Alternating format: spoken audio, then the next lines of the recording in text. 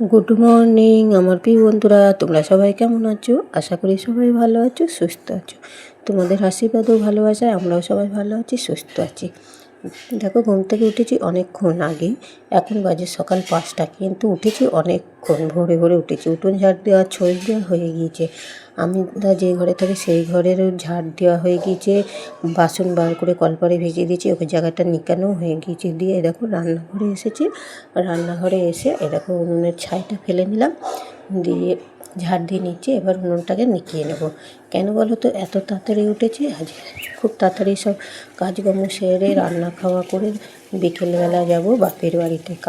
আজ হলো মা মারা গিয়েছে 12 দিন, কালকে মায়ের কামানি, আর তারপরের দিন হলো শ্রাদ্ধ। সেই জন্যে আজকে যাবো। বৌদি সকালে যেতে বলেছিল, কিন্তু সকালে যাওয়া হবে না, কারণ হলো আজকে আমার বর খাসি কাটবে।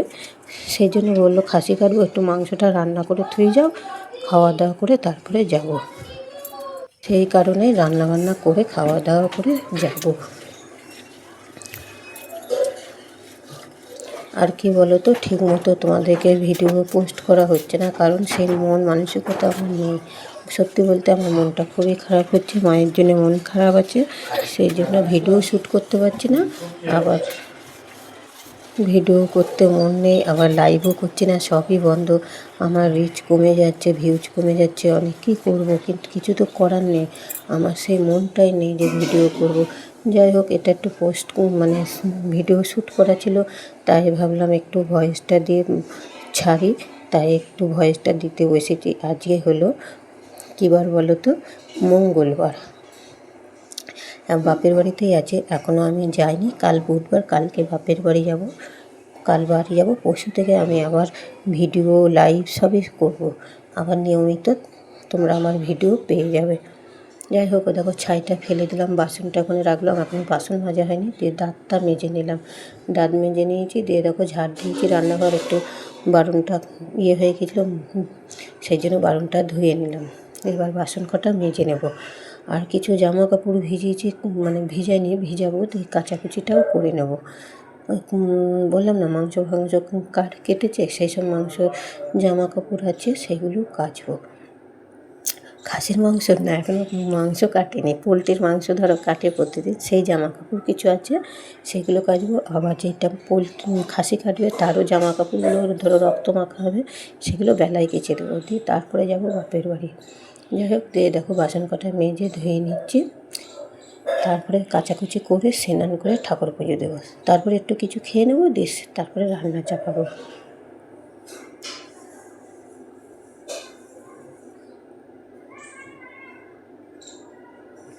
আর কী বলো তো, এই ভয়েস দিতে গিয়ে না শরীরটা ভালো নেই তো, হাফ লাগছে, মানে ঠিকভাবে তোমাদের সামনে ভয়েসটাও আমি দিতে পারছি না। দেখো বাসন কটা মেজে ধোয়া হয়ে গেল, এবার জামা কাপড়গুলোও কেচে নেবো। তা কাঁচা হয়ে গিয়েছে, সেটা তোমাদের সঙ্গে শ্যুট করে নিই। দিয়ে দেখো অনেকগুলো জামা কাপড় কেচেছি, জানো, ছেলের বরের সব কাচাকুচি করেছি। দিয়ে দেখো ছাদে মেলে দিচ্ছি, খুব একটা রোদ হয়নি, মেঘা মেঘা ভাব, যাই হোক শুকিয়ে যাবে। ছাদে মেললে কী বলো তো, একটা তাপ থাকে আর হাওয়াতেও শুকিয়ে যায়। দিয়ে একবারে স্নান করে ঠাকুর পুজোটা দিয়ে নিলাম, দিয়ে নিয়ে দেখো রান্নাঘরে চলে এসেছি ভাত চাপাতে। তার আগে একটু বিস্কুট আর জল খেয়ে নিয়েছি, অন্য কিছু আজকে খাইনি গো। দিয়ে দেখো ভাতটা চাপিয়ে দিলাম, উনুনটা ধরিয়ে দিয়েছি।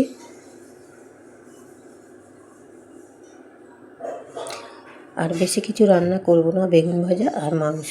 আর অনেক দিন পরেই আমাদের বাড়িতে আবারও মটন রান্না হচ্ছে, মানে খাসির মাংস রান্না হচ্ছে। কারণ আর যেহেতু কাটবে, কিনে খাওয়ার ক্ষমতা অত নেই বন্ধুরা, যেহেতু কাটে সেই জন্য আমাদের একটু খাওয়া হয়, চিকেনটাও খাওয়া হয়, আর মাঝে মাঝে খাসি কাটে, তখন খাসির মাংসটাও খাওয়া হয়। তা আগে করে দিয়ে গেল, সকাল সকালেই দিয়ে গেছে, বলছে তাড়াতাড়ি রান্নাটা করে নেবো বলে তাড়াতাড়ি দিয়ে গেল। ঘরে একটা বেগুন ছিল, ওই বেগুনটা ভাজা করব আর মাংসটা রান্না করব। মাংস হলে কী বলো তো, আদার্স কোনো সবজি লাগে না, আর করারও সময় নেই, আর অত কিছু করে খেয়ে যাওয়ারও সময় হবে না, সেই জন্য প্লেন খাবারই রান্না করলাম। আর একবারে রান্না করবো, জানো তো, এই আলু কটা ভেজে নেবো, এতেই ফোড়ন দিয়ে পেঁয়াজটা ভেজে একবারে চাপাবো মাংসটা। আর এদিকে জলখাবারবেলায় একটু তরকারি করেছিলাম, সেই তরকারিটা দিয়ে ভাত বেড়ে নিলাম, সেটা খাওয়া দাওয়া করে নিয়ে আর এদিকে আলুটা বসিয়ে দিচ্ছি, ভাজা হচ্ছে। আর এদিকে আমার যে খিদেও পেয়েছে, ও ছেলেকে বরকে দেওয়া হয়ে গিয়েছে। আর যে আমার দুটো কটা ভাত খেয়ে নিই, দিয়ে তারপরে আবার রান্না চাপাবো। আলুটা বসানো হয়ে গিয়েছিলো, আলু ভাজা হয়ে গেছে। আলুটা ভালো করে কষানো হয়ে গেছে তেলে, আলু পেঁয়াজ টমেটো দিয়ে এবার মশলাটা দিয়ে দিলাম। মশলাটাতে দিয়ে কষিয়ে নেবো কিছুক্ষণ, দিয়ে তারপরে মাংসটা দেবো। মাংসটা দিয়েও ভালো করে কষিয়ে নেব। কী বলো তো, কাঠের জালে রান্না খুব ভালো হয়, আর আস্তে আস্তে জালে হয় তো মাংসটাও খুব ভালো সেদ্ধ হয়। সেই জন্য আরও আমি গ্যাসে আজকে রান্না করিনি, কাঠের জালেই করলাম। আর কাঠের জালে রান্না দেখবা খুব সুস্বাদু হয়, খেতে ভালো লাগে।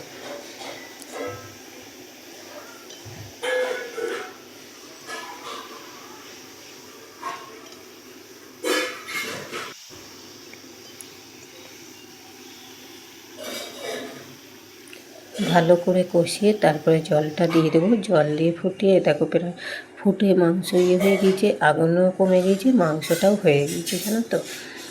এখন ঢাকাটা খুললাম, দেখলাম আর ফুটফুট করে মানে আস্তে আস্তে ফুটছে। এর থেকে ফুটালে পরে না মাংসটা কী বলো তো হয়ে যাবে, ঝোল আর থাকবে না, দিয়ে ওই জন্য নামিয়ে দিলাম। আর আলু কটাও দেখো গলে গলেই গিয়েছে, একবারে যেহেতু করেছি।